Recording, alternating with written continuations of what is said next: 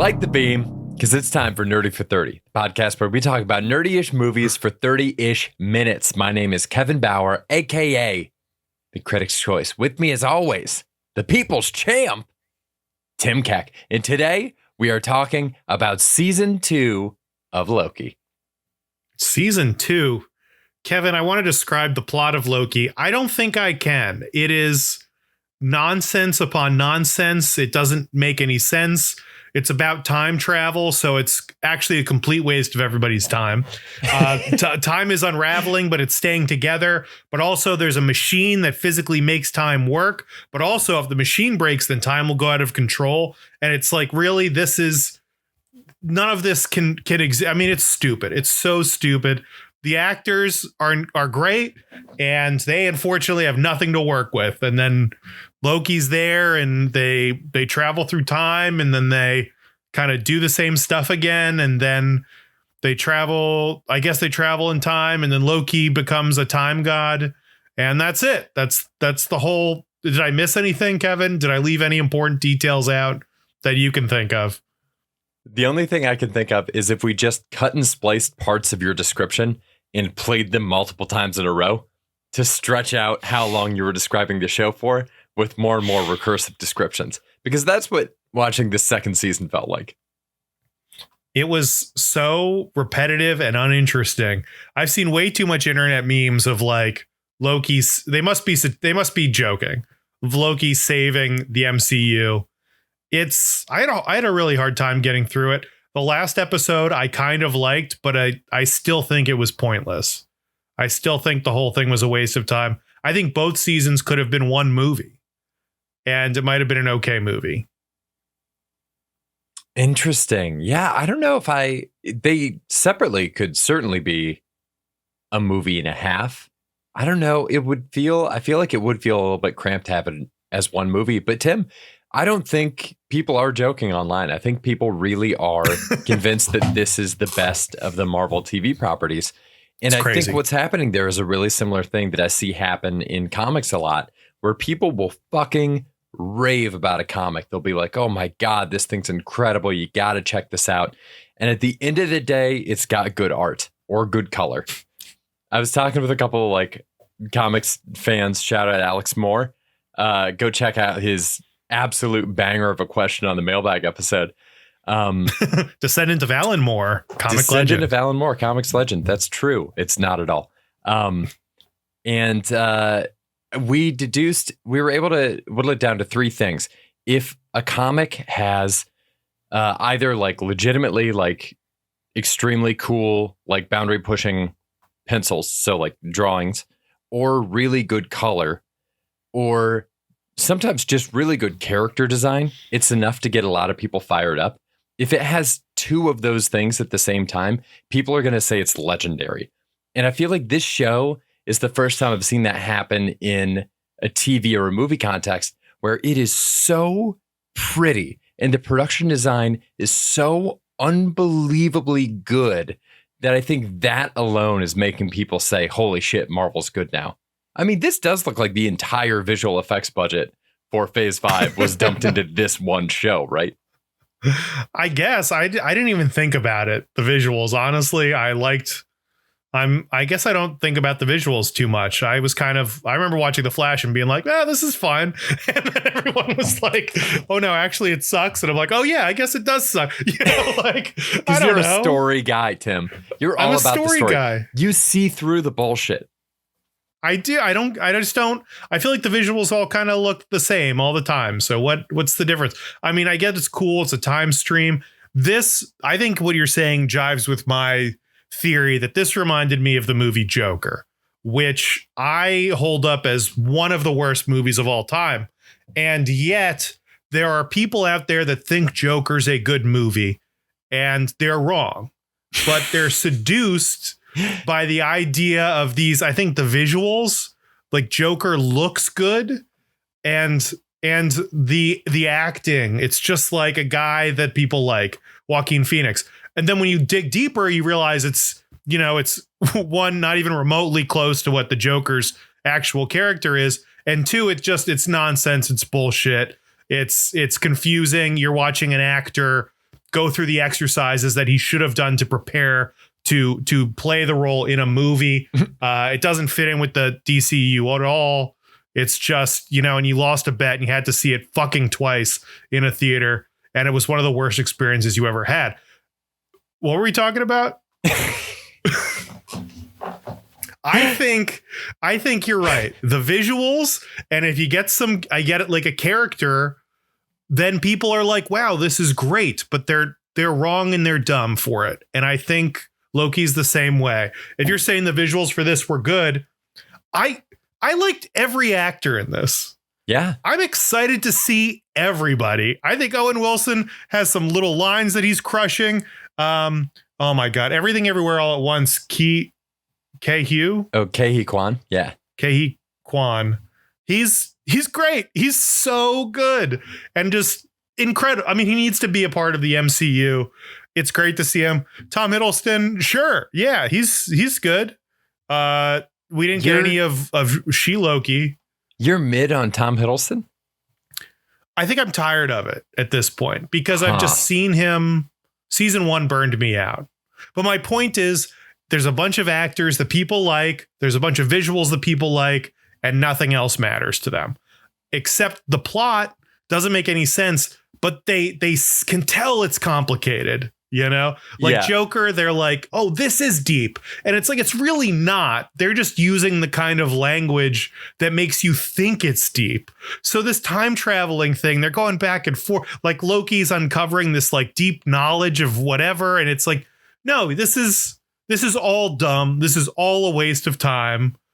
I don't understand. And also this feels like there should have been real ramifications for this in the MCU. Were there ramifications for this?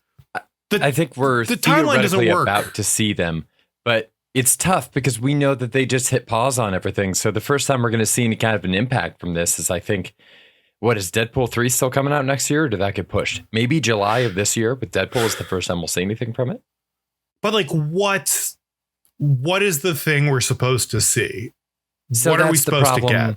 That's the problem with what's happening with the end of the show, is that in the very end, Loki is grabbing a bunch of timelines and he's made them glow green, and he's created Yggdrasil, the world tree, which was very cool. But exactly how? Cool. Why? It looks really green? Cool. What does this was do? He able to be out there without the suit? Why, when everybody else was out there, were they having the suit just get burned off them layer by layer? But when Loki does it, it crafts a really cool evolution of his costume for him. Why does he have little tiny leather slippers as part of that costume? I guess he's not going to be doing that much walking. What is the gold inlay in that dark stone of the place that he's sitting that forms the throne? Why is it also in his crown? I think that somebody probably has an answer for those questions, but they did not give it to us, and the narrative suffered for it because there's only so much we can do watching somebody do something that looks cool, but it stretches our ability to care when we don't actually know any of the ramifications of it. I don't think there are any. I mean, it doesn't. So in the original, before the pre-end game, what is that, through whatever season 4, or what do they call them? Sessions? No, what do they call the phases? Yeah. They're phases. Fuck that. And Doctor Strange in his movie introduces the concept of dimensions, and he's dealing with different dimensions and controlling time. In Infinity War, he mentions viewing multiple dimensions to see the outcome of this particular battle. So he's able to see different, what are their timelines, right? Are they dimensions or are they timelines? Who knows? Who cares? And then we get into Loki, which is immediately off on a bad foot by just having Infinity Stones in a draw. I don't know if you remember that, where they're just like, oh yeah, actually the biggest event in movie making history, that was all bullshit and nothing matters. And now we're going to one up it with a mediocre TV show that isn't very well thought out. But like, so, okay, maybe now there's this tree of life. Now we have things mixing up. this isn't allowing Marvel to do anything that they couldn't have done before this show. Multiverse of Madness did it. It doesn't seem like that was even related to Loki or what Loki did. It just seems like it happened. Scarlet Witch is doing her thing with these different realities. It doesn't seem like this had any impact whatsoever on the MCU or what they wanted to do in any of these other movies. And thus it feels like a waste of time. They don't even have the end credits thing, the post credits thing, which no post credits on the last scene, I think is a problem. What was the last movie we were talking about where they didn't have it? Was it Quantum Mania? No, Quantum Mania, they did a Victor Timely shout out for this. What's the one the last one that didn't have it would have been Secret Invasion didn't do a post credit, did they? Secret Invasion didn't do it. Of course I forgot about that. I mean, that was complete trash and a waste of time. But these two things, right? Secret Invasion and Loki, they're both properties that don't mean anything. I mean, they're bad, they're dumb, they could not happen, and it wouldn't change anything. There's no way. They should have come up with a way to tie them in. If you can't even give us an end credits, like a post credits thing, a stinger, it's just the idea that this might show up somewhere else, then maybe don't do it. Maybe your whole project is a waste of time if you can't come up with one 15-second post credit scene to play at the end.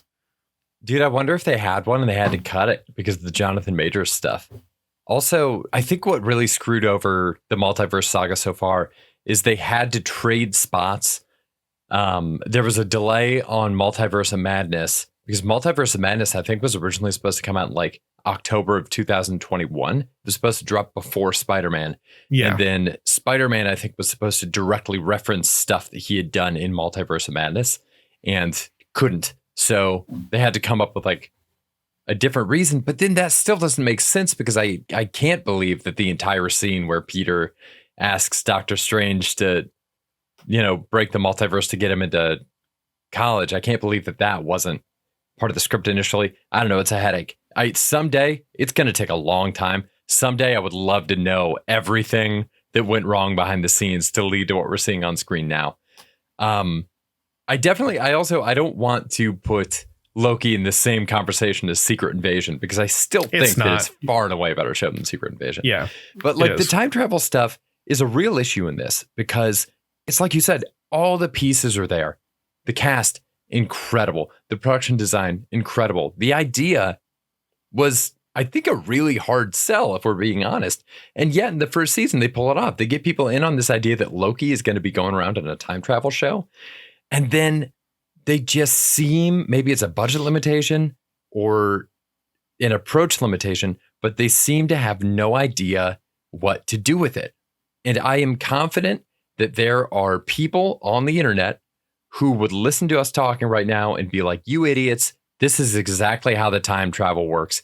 But the thing is, it wasn't clear enough to the viewer. And when you're doing something that is that complicated, they need to be able to grasp onto something. Like the movie Primer is probably the most complicated time travel movie I've ever seen. And they've got like this bizarre methodology worked out that sounds, when you hear it, like actually probably a pretty practical way that could maybe really travel in time.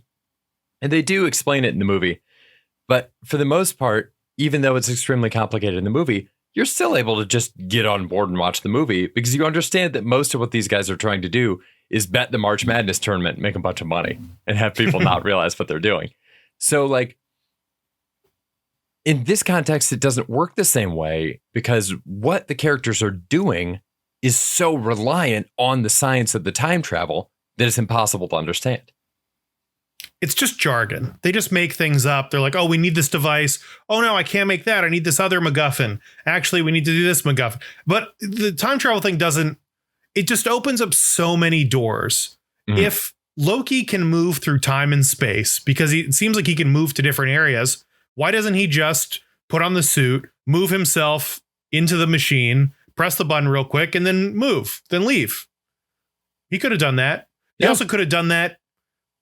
He could have taken those things like the weapon, gone back in time, done it earlier, and then that would have opened the machine. But then it's like, oh, actually, we can't. The whole point is to save Kang. We need him to live, I guess. He who remains. And so he has to prevent Sylvie from getting there. But they only got there because they went on this long journey together and defeated this monster cloud. So just go back to then and don't defeat the monster cloud. Go back to the beginning of the show and just don't do it. Like what there, it's as soon as you introduce time travel, it's things are pointless. Either you go back and change time, right? If time is a linear thing and it's moving forward, you can go back in time and make a change. And then maybe that causes an alternate dimension or changes the future. If you can change the past, it'll change the future, in which case you've set yourself up to just continuously, why not go back further? Why not do this other thing? Like, why not keep going and just getting everything you want and just doing everything the right way? There's no reason to be constricted to specific time periods. Or the story is linear and you go back in time, and when you change things in the past, it already happened.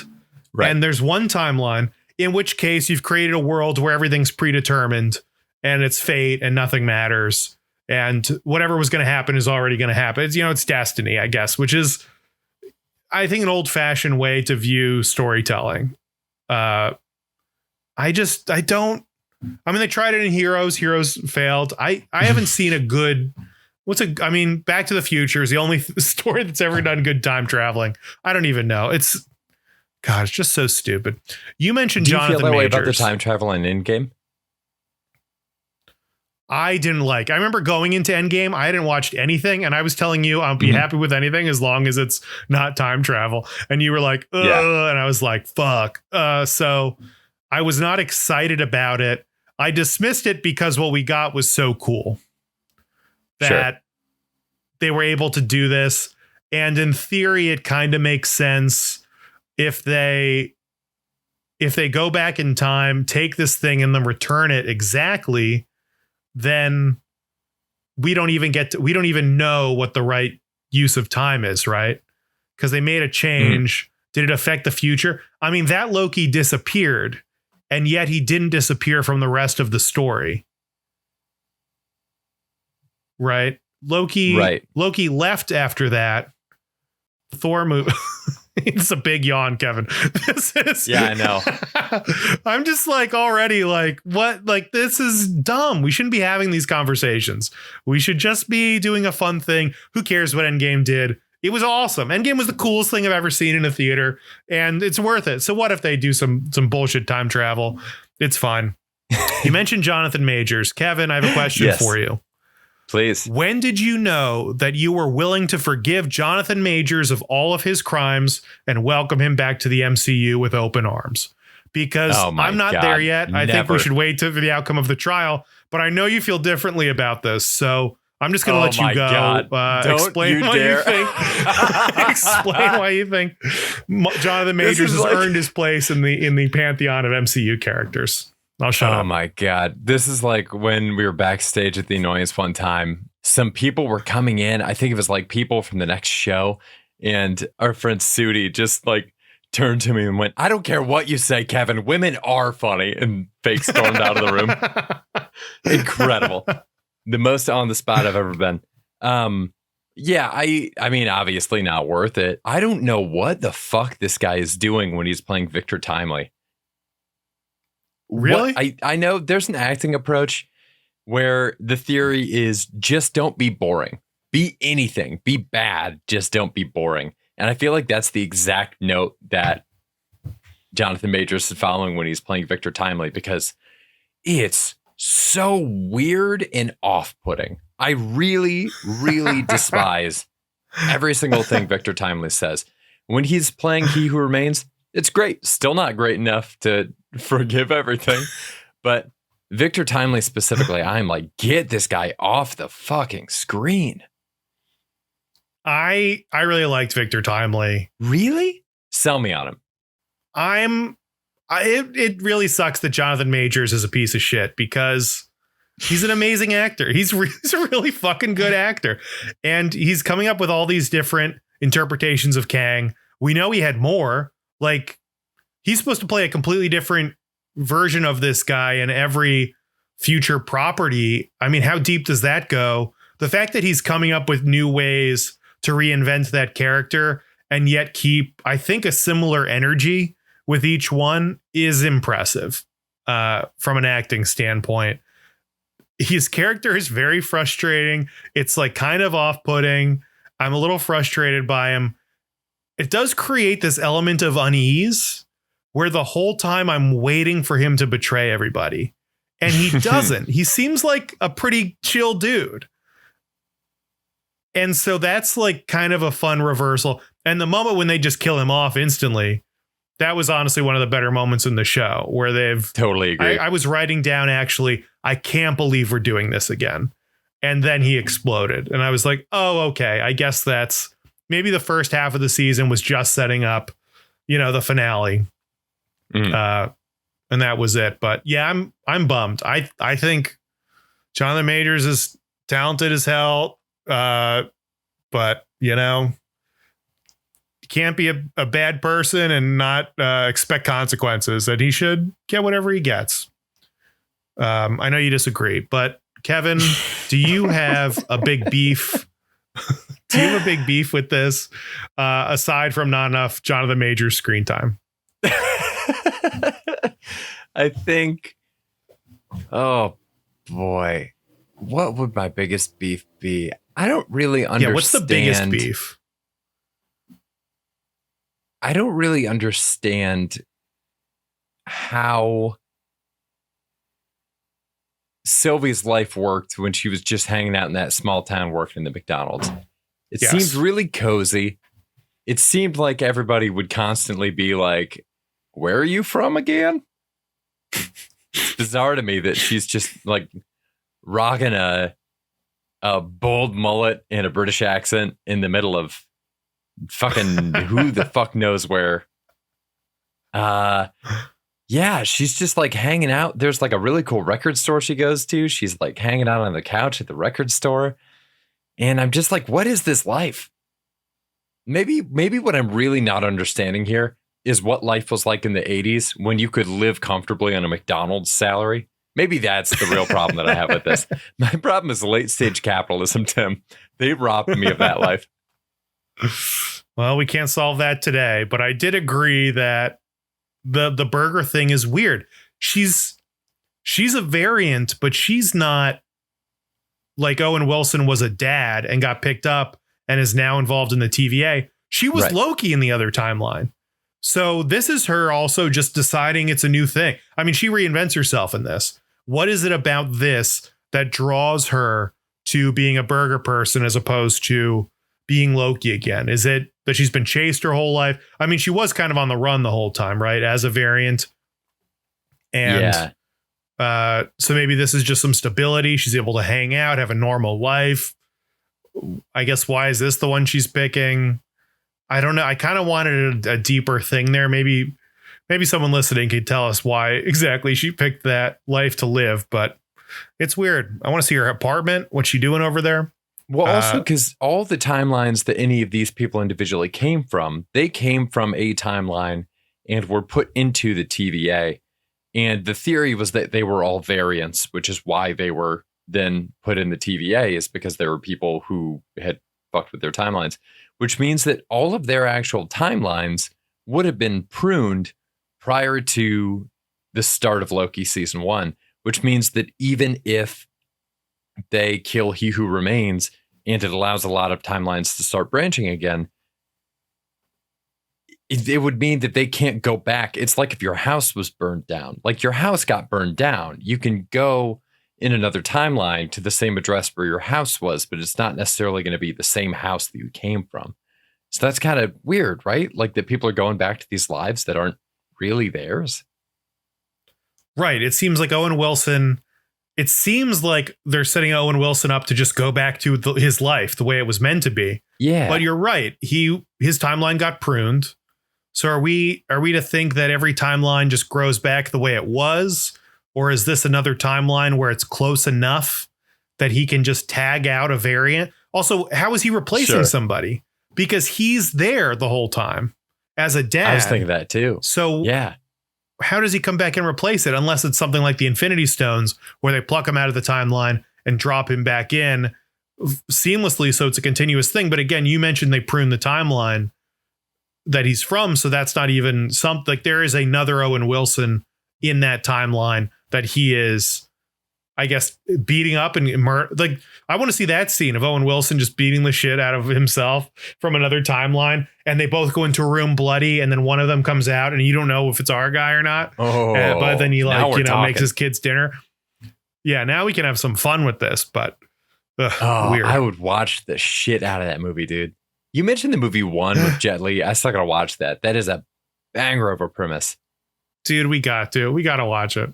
Another beef I thought was Miss Minutes.